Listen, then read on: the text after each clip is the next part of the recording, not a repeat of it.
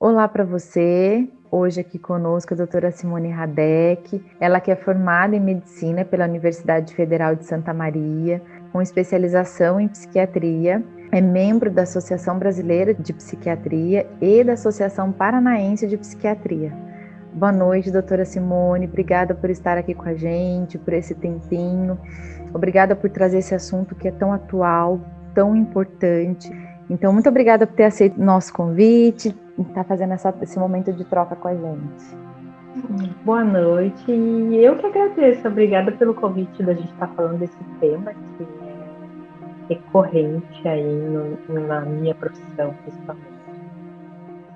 Doutora Simone, a depressão, quando ela não é tratada, ela pode levar a males, por exemplo, neurodegenerativos? O que a gente sabe hoje em dia em relação às doenças psiquiátricas? Algumas coisas elas são muito pouco explicadas no momento. A depressão em si, ela já teve várias teorias explicando a origem dela e a influência dos fatores ambientais sobre o desenvolvimento, né, da depressão. Então, antigamente falava-se muito sobre monoamina, serotonina envolvida, mas o que a gente tem hoje em dia, a hipótese mais moderna, diria assim, da depressão seria uma teoria inflamatória da depressão. O que seria isso? Seria que a inflamação crônica ela levaria a alterações cerebrais que gerariam sintomas aí de depressão. Isso está correlacionado também a estresse ambiental, por exemplo, que liberaria, então, cortisol, citocinas inflamatórias, e isso ia causar uma neuroinflamação. Essa neuroinflamação, ela ocorreria por conta também do estresse, estilo de vida, exercício, alimentação e outras doenças correlacionadas. Outra coisa que acontece é o estresse, ele pode desencadear também uma alteração no sistema nervoso simpático, sistema eixo, córtex adrenal, que são substâncias que vão ser liberadas na corrente sanguínea e vão causar um poder inflamatório. Então, o estresse ele tem um poder, sim, é um pouco complexo a gente simplificar isso, mas sabe-se que ele tem um poder de, principalmente estresse crônico, gerar essa neuroinflamação. E as doenças neurodegenerativas, elas são doenças que são causadas por uma inflamação.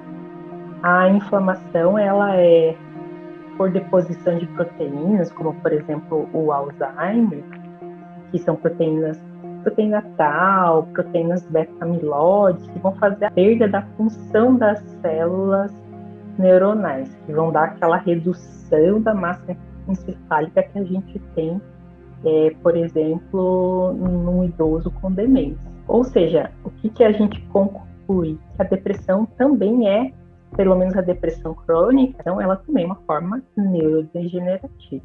Então, quando a gente não trata um paciente, ele fica sem uma abordagem tanto medicamentosa como psicoterápica, de alguma forma modificar essas questões de inflamação no cérebro, ou através de uma abordagem de mudança de estilo de vida também, mas essas abordagens elas são mais preventivas no momento. Então, assim, só alimentação, exercício não vão curar a sua depressão, mas isso a longo prazo vai prevenir tanto o Alzheimer como também uma depressão, uma doença mental, com certeza, na questão dessa teoria inflamatória.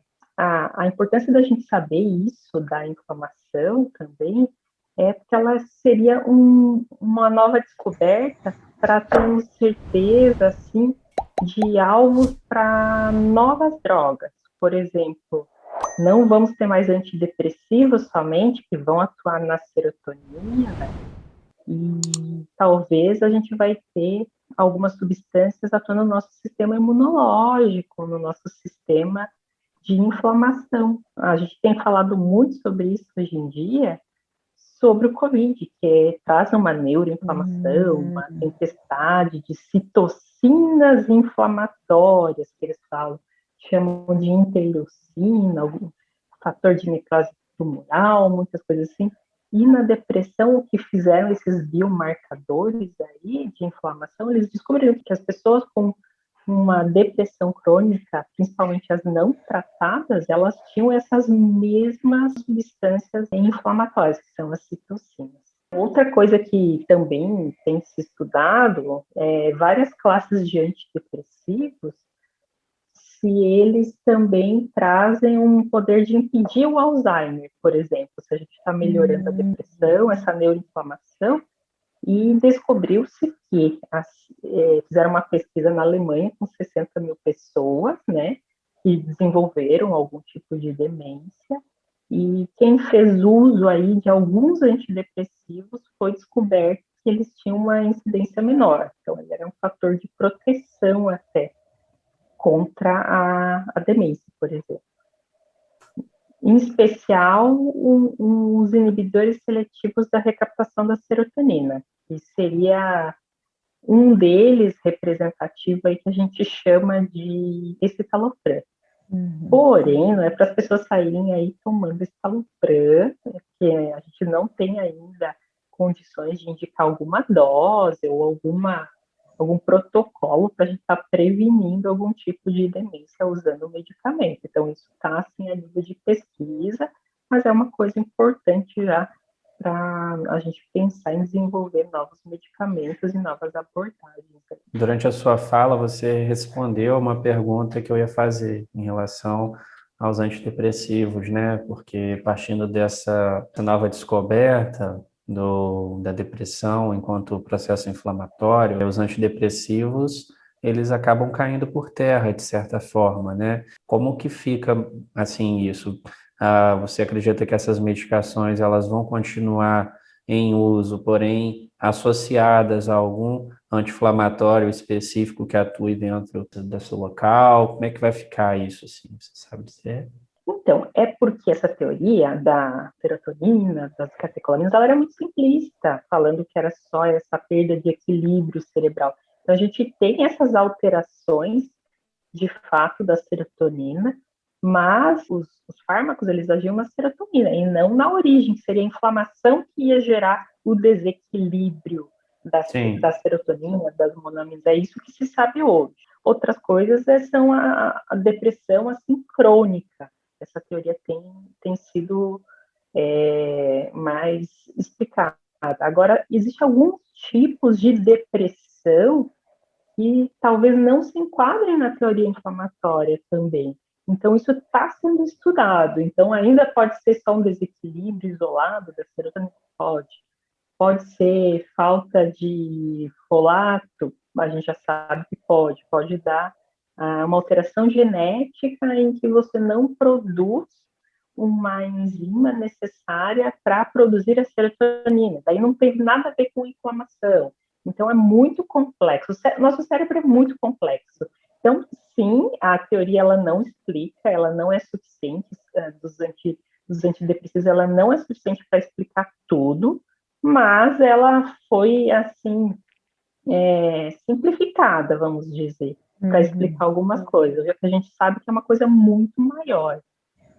Pelo menos dentro da minha prática, eu percebo que os antidepressivos, de um modo geral, eles fazem muito efeito placebo, né? Se você for ler um pouco os estudos e as bulas, dentro das bulas, os próprios medicamentos vem dizendo, né, dos testes placebos que foram feitos e quais foram os resultados. E você vê que, assim, é absurda a quantidade de pessoas que vêm tomando esses medicamentos sem, de fato, precisar, né? Porque eu acho que é a minoria quem, de fato, precisa cientificamente. Porque na esmagadora maioria das vezes é algo mais reativo mesmo, né? Em virtude ali da condição de vida daquele sujeito, né? Eu acho que parte muito desse lugar. E aí, se você não tem uma deficiência, por exemplo, em relação à serotonina, né, outros neurotransmissores, simplesmente a medicação não vai trabalhar da forma que deveria, né? Então, você cria ali o efeito placebo, né? Tem paciente que está 3 anos em análise, e aí, olha, melhorei. Foi o escitalopram. Você falou do escitalopram, eu lembrei disso. Foi o escitalopram que estou tomando. Olha, mas Não, mas a gente escitalopram... vê uma... Isso, a gente tem essa parte do efeito placebo, com certeza, e tem aqueles de falha terapêutica também, que não é nem efeito placebo, que tem uma porcentagem importante dos que eles realmente não vão responder ao tratamento da forma como a gente gostaria, mas alguns eles vão reduzir, por exemplo, a gravidade dos sintomas, e não totalmente, ou seja, não explicaria totalmente a falha dos medicamentos. Uma coisa que a gente já sabe hoje em dia, que também temos influências genéticas na questão da depressão, que seriam genes, agora é um pouco mais complexo, genes alterados no transportador da serotonina, por exemplo. Então, você tem um gene que, por exemplo, em famílias que tem depressão, então a gente tem essa questão genética. E outra, a gente tem uma previsibilidade de uma má resposta a um medicamento, a determinadas classes. Não é só um medicamento que a gente tem hoje em dia, que são esses inibidores da recaptação da serotonina, que é o exemplo desse escitalopram.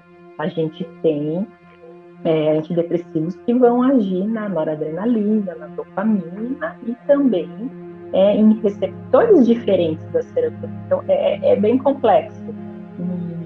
O que a gente tem é um teste hoje em dia que se chama farmacogenético.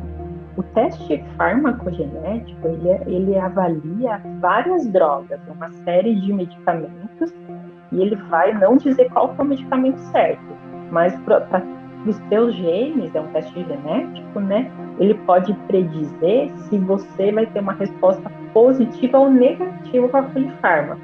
Por quê? Porque a tua genética, por exemplo, ela pode ser negativa para você metabolizar o escitalopram, para você metabolizar ele e colocar para fora do seu corpo, entendeu? Então essa é uma coisa, uma variável assim que é um pouco mais difícil da gente prever avaliando um paciente, por exemplo, na clínica, no consultório. Isso a gente vê só depois com um teste genético. Mas não explica, isso assim pode explicar por que um paciente se dá bem com um medicamento e com outro não. E quando a gente muda a classe, o paciente começa a responder. Aí o efeito placebo ele cai por terra também. Então tem alguma coisa aí, tem algumas coisas para a gente... Essa teoria, essa pesquisa que está sendo feita, essa descoberta, né, em relação a processo inflamatório, eu não tinha escutado isso ainda, né? A primeira vez que estou vendo. Inclusive, se a doutora puder depois, se a doutora puder compartilhar depois algum material que tem, alguma coisa assim, eu gostaria de dar uma olhada, se possível. Isso, podemos, né? Então, essa teoria da inflamação aí ela vai, assim, vamos dizer, vai justificar muita coisa que vamos dizer, a psicanálise também traz, né? Claro. Os estressores, tudo que a gente já sabia, que não podia negar, que são esses fatores externos, que a gente sabe que é uma doença biopsicossocial, né? E multifatorial, e daí envolve genética e envolve também a questão ambiental, trauma, vivência, e que vão fazer determinados hormônios serem liberados no nosso organismo, e esses hormônios vão liberar substâncias, vão fazer o nosso organismo liberar substâncias inflamatórias que vão causar essa neuroinflamação. Então, o estresse crônico, realmente, nesse tipo de depressão. O que a gente não sabe é o que? Se temos vários tipos de depressão, porque o quadro clínico, ele parece igual, mas a gente não sabe se a causa é diferente. Então, nem a gente não sabe ainda, é complexo. Doutora Simone, para a psiquiatria, quais as relações da depressão com o indivíduo que tira a própria vida? Essa questão da gente querer realmente tirar a nossa própria vida ela é considerada um sintoma da depressão. A princípio, ela está nos critérios diagnósticos, então ele pode ser considerado como um critério aí de gravidade também relacionado à depressão. E às vezes nós atendemos pacientes no hospital e a gente chega logo depois da tentativa e o paciente relata: não, doutor, eu estou arrependido, não queria morrer, eu só estava desesperado.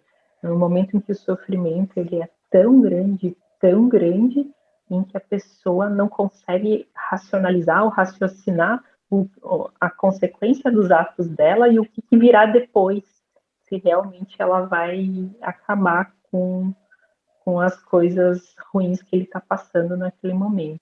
A gente considera na psiquiatria uma emergência psiquiátrica, e tem até indicação de internamento em determinados casos. Como, por exemplo, assim, se a pessoa não tiver um bom suporte familiar, se não tiver condições de tomar o remédio sozinho, porque existe um risco relacionado a gente administrar ou prescrever, às vezes, uma quantidade de medicamentos e deixar para um paciente que está com esse tipo de pensamento. E uma coisa, às vezes, é ele verbalizar, assim, outra coisa é ele realmente planejar. Já tem um paciente que chega e te fala que ele já sabe como é que vai fazer, já pesquisou tudo. Então, nós, às vezes, temos que avaliar caso a caso e, muitas vezes, fazer um internamento para proteção da pessoa, da integridade física, de fato. E essa internação, ela pode ser também involuntária. E não querendo, a gente tem, assim, a questão da capacidade técnica para avaliar e realmente tentar manter a vida dessa pessoa. Então, o único caso que a gente pode, talvez, não internar é se a família se opor e ela ter que assinar um termo de consentimento, de que ela vai fazer uma vigilância 24 horas e vai administrar as medicações e que vai manter a posse dos medicamentos em um local seguro, tudo, porque é uma vigilância 24 horas, é não dormir, é ir no banheiro com o paciente com risco grave, não dá para a gente confiar no paciente naquele momento. E eu me lembro de um caso que a gente tinha um paciente internado, jovem, ele tinha acho que 25 anos e estava internado com a gente no UPA, sob supervisão já fazia dias. E de repente a gente teve uma lotação, a gente precisou desocupar o leito da central, da sala de emergência. E o doutor falou assim, não, vamos tirar o fulano, vamos colocar no quarto aqui próximo, vamos usar o leito para esse paciente que chegou agora. O paciente foi para lá e a gente ficou ali nos cuidados, de repente escutei um grito. E aí eu fui direto do quarto onde eu ouvi o grito.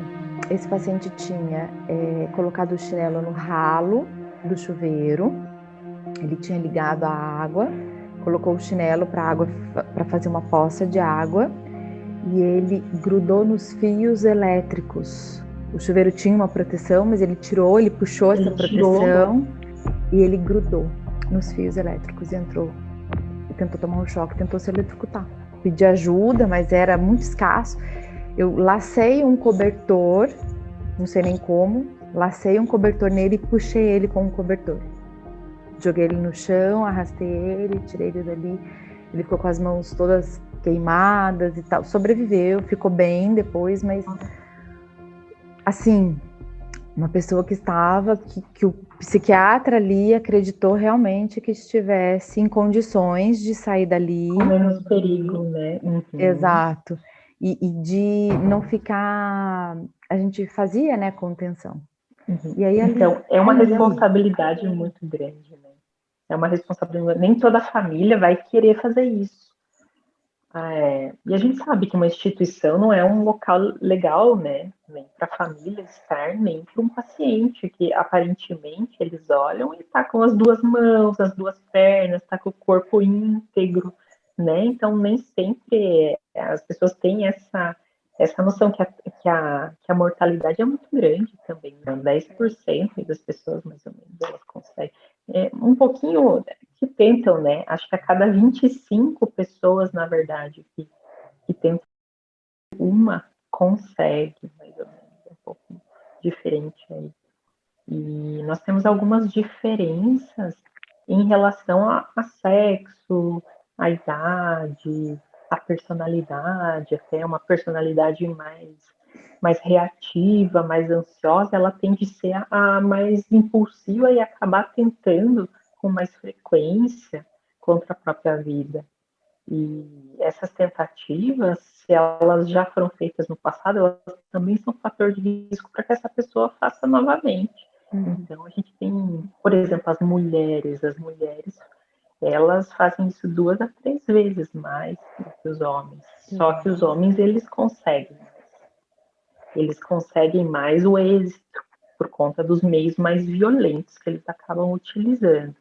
A faixa etária, após os 80 anos, é uma faixa etária que tem um pico de incidência maior e até de êxito maior. Então, a gente acha que isso está, na verdade, os estudos, né, correlacionam isso a várias doenças físicas aí que limitam a vida e trazem a depressão no idoso. Não é uma questão simples, né? É uma questão delicada mesmo de trazer. É uma emergência, de fato. Daí, as pessoas que têm esse pensamento, eu oriento muitas vezes a procurar a UPA, procurar o pronto-socorro, se por acaso o paciente com depressão ele vir a ter esse tipo de pensamento, o local correto dele procurar é realmente um serviço de emergência para buscar ajuda e não ficar em casa. Lá o médico pode avaliar ele, ver realmente qual que é a situação, é só uma coisa realmente, um pensamento, uma coisa impulsiva, ou se é aquele paciente crônico, que realmente é depressivo, que já tratou, esse que desistiu da vida mesmo. Às vezes, esse você vai tentar fazer tudo e não vai conseguir mudar o pensamento dele. Que ele decidiu. Isso é muito triste, mas isso pode acontecer, sim. E com relação à integração, psiquiatria e psicanálise, qual que é a importância desse tratamento em conjunto? Bom, eu acho que, em geral, a integração, ela é muito importante. Ele consegue ver algumas coisas que nós talvez podemos não ter percebido durante a consulta, ele pode identificar algum fator de risco, alguma coisa, principalmente aí que possa trazer uma coisa, um desfecho pior para o quadro do paciente, ele pode omitir coisas, então é importante a gente conversar com os outros profissionais para a melhora do paciente. E o que a gente tem também é comprovação científica, né, entre a terapia e o uso de medicamentos. A gente sabe que ambas, em estudos, assim, ambas fazem uma modificação no funcionamento cerebral, de formas diferentes. Então, eles fizeram estudos com, enfim, exames de imagem, e eles viram que o funcionamento cerebral com as abordagens psicoterápicas, elas melhoravam a depressão e funcionavam de uma forma, né? As alterações ali eram diferentes de um paciente que só usou o medicamento, por exemplo, e chegou-se à conclusão que ambas as abordagens juntas, elas eram mais favoráveis para essa melhora até mais rápida do paciente. Então, é bem importante. Não é todos os casos assim que vão precisar realmente do psiquiatra, e para a gente também nem sempre a gente vai acabar indicando uma terapia, mas eu acho que sempre nos casos mais complexos é muito importante a colaboração em equipe. Hoje em dia eu percebo essa relação mais fortalecida, mais presente. Afinal a gente quer, eu acho que o fim é a gente querer a melhora do paciente, né? Não tem como a gente não querer fazer uma abordagem assim. O que acontece às vezes assim, a gente tem muito mais paciente por questão de horário, então a gente acaba se perdendo um pouco. É muita gente. Dependendo da quantidade de pacientes que tem, começa a ficar até um pouco complicado você trabalhar estão junto, mas sempre que tem algum sinal de alarme, alguma coisa, acho interessante. Acho que não precisa estar sempre, né, em conjunto, dependendo do caso, mas em alguns casos eles exigem isso, porque eles são complexos, são difíceis. É importante ter esse filtro, né? Não dá para querer fazer essa troca com todos os pacientes, exatamente. Acho que isso é um problema. Isso, porque senão daí ele, nossa, não vou conseguir, eu não vou dar conta, sabe? Isso acontece por vezes, de não conseguir, eu ver dias assim, não sei, eu olhei e vi que não era urgente, visualizei, mas não consegui, por exemplo, responder ele naquele momento que eu estou atendendo o outro, né? E isso já me aconteceu, já pedi desculpa. Né? Mas eu acho assim, que a gente tem que saber nossos limites, até onde eu vou conseguir ajudar o meu paciente e até onde você, né, dentro das suas condições, ele tem que, né, a gente tem que filtrar isso de fato. É importante. Eu acho que o mais importante é justamente esse filtro, né? A gente entender a necessidade, a gravidade da situação e a gente se posicionar diante realmente de uma situação que tenha essa delicadeza, essa sutileza, essa gravidade. Eu acho que alguns transtornos de ansiedade, por exemplo, eles respondem muito bem à medicação, às vezes, e muito rápido, né? Então, a gente trabalhar junto seria bem interessante.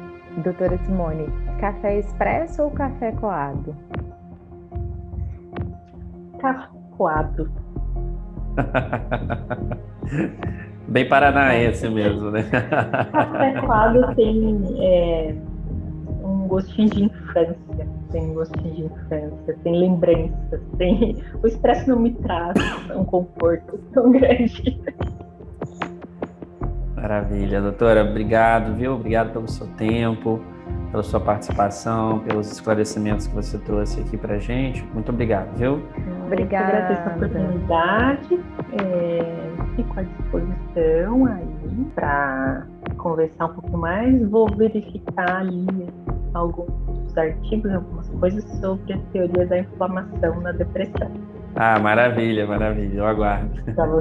Doutora, obrigada. E vamos ver se a gente marca um momento, café, já que né? estamos próximas, um café coado. Marcar o café. Vamos marcar um café.